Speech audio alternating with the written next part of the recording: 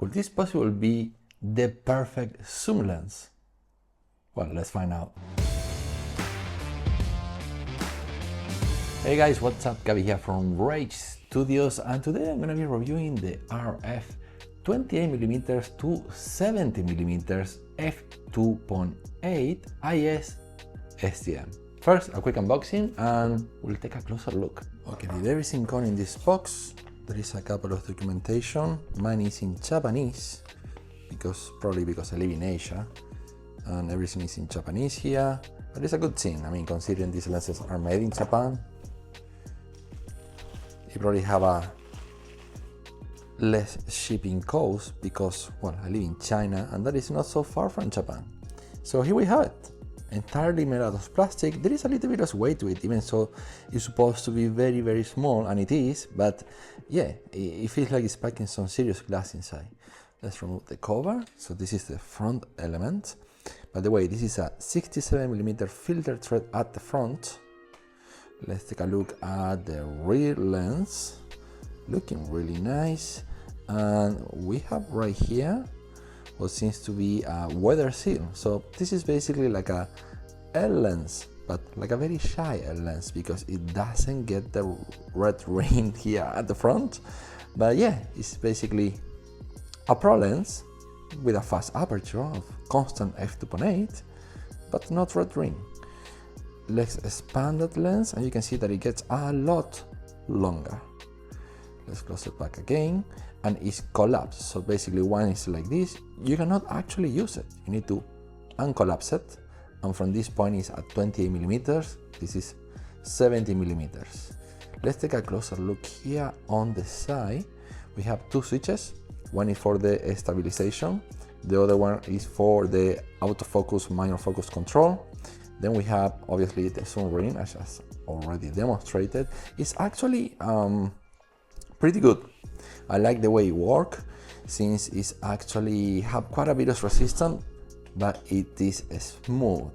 And here we have what is very common on RF lenses is the control ring that you can use it for focusing. You can set it up to something else like the ISO, aperture, or whatever. I personally like to have it for focusing, since there isn't a third ring like in some of the actually more expensive L lenses.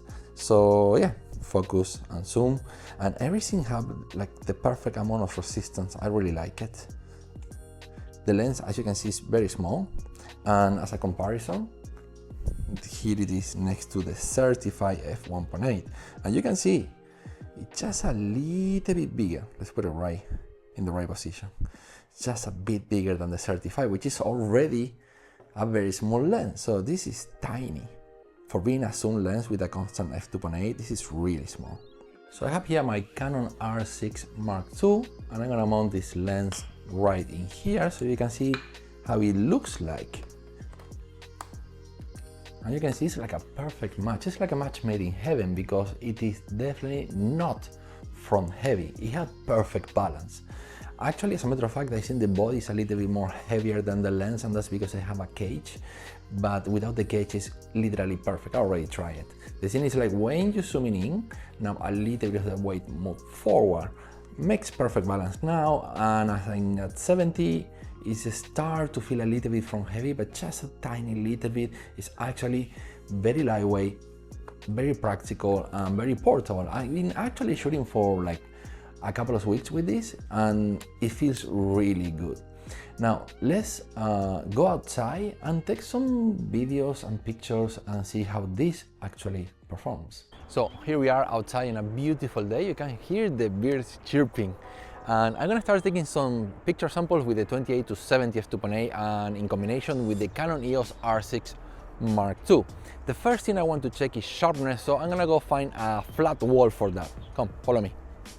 I found this building right behind me with windows that are caged, and I think that could be a really good example for testing the sharpness. I'm gonna shoot at 28mm, then at 50, then at 70 f2.8, and then at f8 to see what is the difference and how the sharpness looks like in all the samples.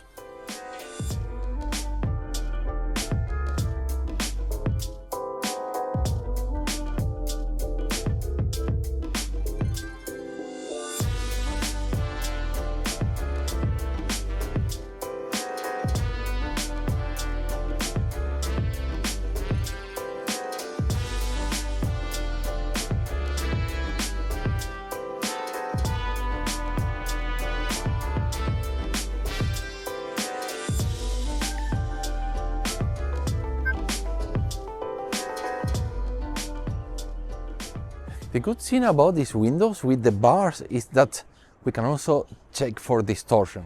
One great feature about most new RF lenses, especially the non-L lenses, is that you can actually get pretty up close to your subject. So Canon have decided to give like these extra features to the new RF lineup of lenses, and in particular to the more affordable lenses. So the non-lenses tend to close up photography better than the L lenses, which is wild, but yeah, I'm glad they did. So this lens in particular can also get a little bit closer than some of their counterparts. So we're gonna check that out. So at 28 millimeters, the closest I can get is 27 centimeters. So let's try that out, and on f2.8, okay, that's the closest I can get to that little flower over here. At 70 millimeters, the closest I can get is 37 centimeters. So it looks like it's farther, but because you are zooming in, it's actually closer. And that's as close as I can get to the flower. And pictures look so beautiful. So this is how it looks with the image stabilization turned off at 70 millimeters. And this is with the image stabilization turned on. Do you notice a big difference? Hey, let me know in the comment section down below. What do you think? I did turn off focus breathing correction on my R6 Mark II so we can test the focus breathing. And to be honest, there is a little bit of focus breathing, but it's definitely not alarming. It's actually something I can live with. Well, with focus breathing correction, it's gonna be perfect. When it comes to the autofocus, this lens actually is pretty good, both for photography and video. You can see it right here. The camera is focusing on the hand, now back into my face. By the way, it is most of the time, I can see it on the screen, it is tracking my eye. Even so, I'm wearing sunglasses. So I walk back and you can see that tracking in action. It should be always on my face. I get closer. It goes from my right eye to my left eye, but it's amazing that it's tracking my eye even so. I'm wearing some pretty dark sunglasses. I'm gonna go off frame. And back in, and you can see it's very snappy, very quickly. Look, hand, in case you're showing products for YouTube videos. And this is a 28mm f2.8. I'm gonna go to 70mm, also f2.8. By the way, the first thing I can see right now in the screen is like how beautiful the bokeh is with this lens.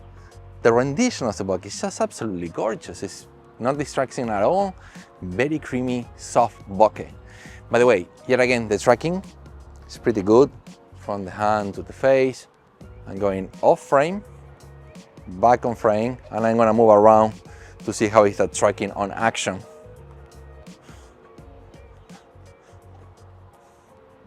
Pretty good. When it comes to portrait photography, the most common focal length is gonna be the 85mm.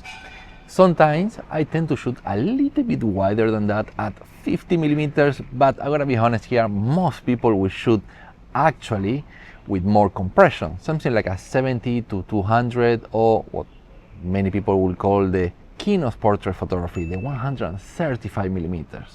So this only going up to 70mm and only f2.8. Well, it's gonna be a bit of a challenge, but I do have a beautiful model, so I guess pictures are gonna look pretty good anyways.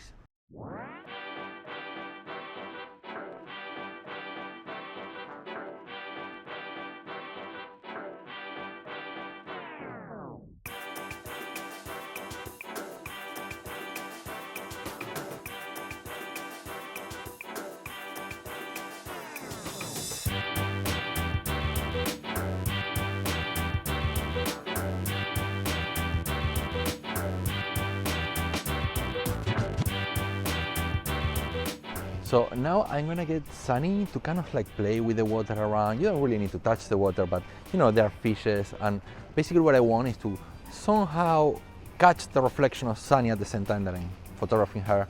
But to do that, I'm gonna go across the pond, which is a little bit far. And I think 70mm might not be enough. This is the one situation in which I wish I have a longer zoom range, but we're gonna try it anyway because the picture might look actually very cool. Okay, hold on, I'm gonna change settings. So I'm gonna go into crop mode in my camera, see if that can get you know, 70 multiplied 1.6 is gonna give me, I don't know, I put it here on the screen, but it's definitely gonna give me more range. So 1.6, so it's only using a portion of the sensor, so less megapixels, but yeah, it definitely got closer, much closer actually. Look at the water.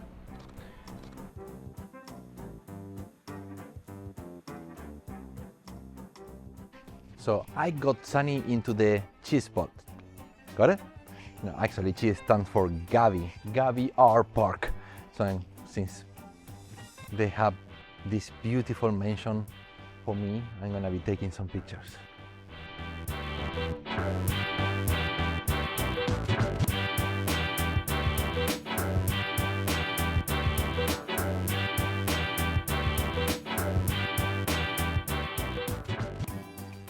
We found a place within this nice park. By the way, this is Kutishu in Xiamen. It's not Gavi R Park, but basically we had all this bamboo here on the background that I think it looks nice because, well, she's Chinese and bamboo is Chinese as well. So we're gonna take some pictures.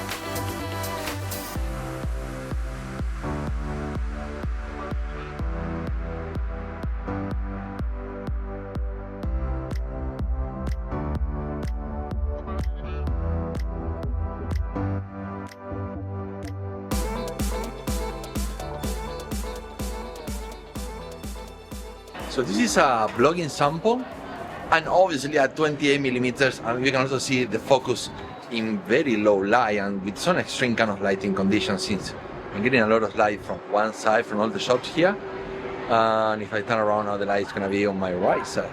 Trying to look at the lens instead of the screen is very tempting to just look at the screen. Exposure seems to be a little bit too much. Let's bring that exposure down, and as you can see, as a vlogging lens, you can use it, no problem. I'm just holding the whole camera from the lens, so that's the widest possible I can get. But you can see that it's not too wide that I can really get much of me and my environment, but it's still usable, not right there.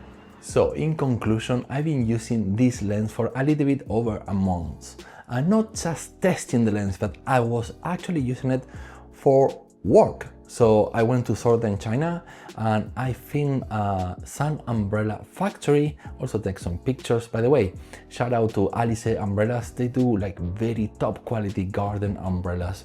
So yeah, if for whatever reason, I'll put the link in the description down below, they do allow me to play their video into my channel. And back to the lens, I gotta say, love it. It's very small, portable, but still, it's a zoom lens. This is very unusual for a zoom lens that is small and portable, very sharp with excellent bokeh rendition and constant f2.8. This is mind-blowing. I was not expecting it to be this good, but I'm very happy that it is. And I feel like in this past trip I only bring two lenses, this one and the 60mm f2.8, in case I need a very wide angle lens. I actually did not end up using it, but I brought it anyway, and it's so small and lightweight, so I can pack really small, very simple. With these two lenses I feel like very confident. I'm probably missing a telephoto lens, but I don't usually shoot telephoto anyways. But as you can see, I'm very happy with this lens. It's highly recommended. There is a link in the description down below. As you can see, I'm very happy with this lens because I gave it the L treatment and I even bought the hood for it. So yeah. By the way, if you want to help me somehow, you can buy from the affiliate links, but if you don't want to buy the lens, you can also help me by subscribing to the channel and give this video a thumbs up. And I guess I'll see you in the next one. Adios amigos.